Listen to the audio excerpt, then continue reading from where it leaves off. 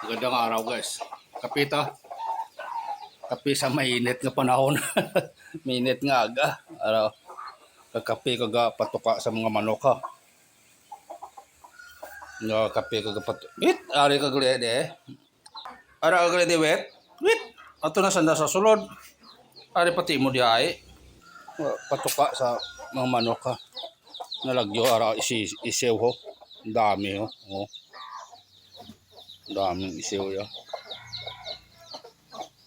Dami.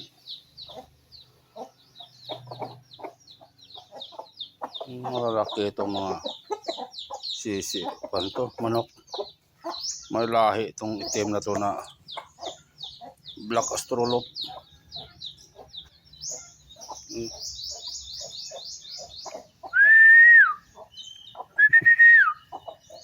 Malis na yung iba.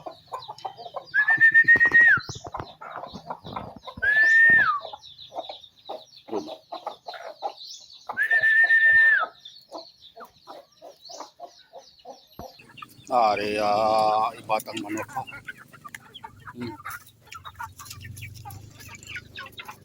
Malalaki na. Malalaki na sila. Walang mga blahibo yung iba kasi tinutuka ng iba eh. Kasi nakakulong sila, hindi nakalabas.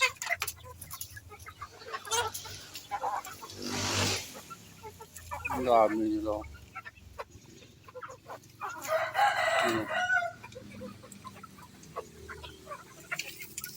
Yan sila.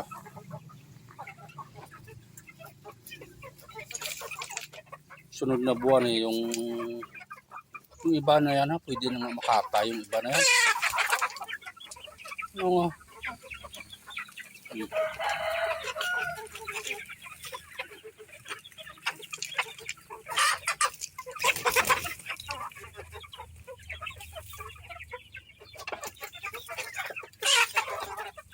Ano nga.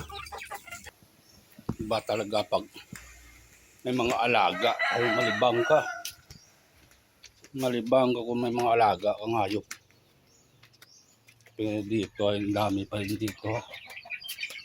Hindi pa nakakuan. Mga pato ko. Hindi ko pa napakain. Yan. Ay. Hindi lang.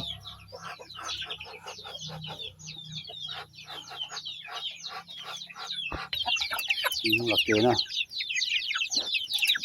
Laki na yung dito ha. Laki na. Hindi lang ay makontat pagkaon nyo. Dito sa kabila malalaki na rin yung panasisyo ha. Dami nila oh. Ayan.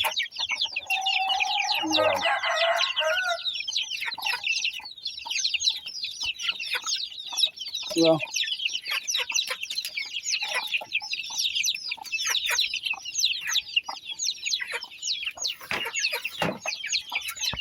Dito sa kabila ganon din. Ito na lang natira.